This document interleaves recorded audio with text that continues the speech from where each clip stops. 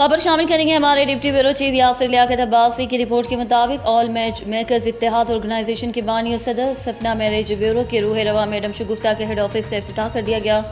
All matchmakers Ittehad organisation के बानी सदर मैडम शगुफ्ता के मरकजी ऑफिस का इफ्तिताह गुज़िश्ता जुमेरात कर दिया गया। उमर हयात MP लाहौर के साहबजादे खजर हयात ने ऑफिस ओपनिंग की।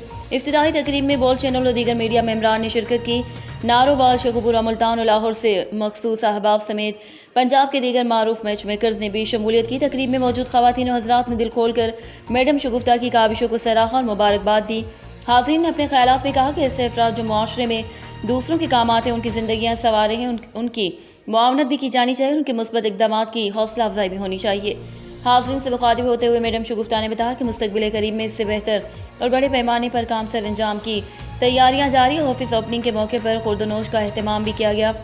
मैडम ने मेज़बान की हैसियत से आने वाले मोअज़्ज़िज़ीन का शुक्रिया अदा किया। एक मेज़बान ने मैडम शगुफ्ता के लिए एक शेर पढ़ा है, जहाँ में वही लोग अच्छे आते हैं जो काम दूसरों के।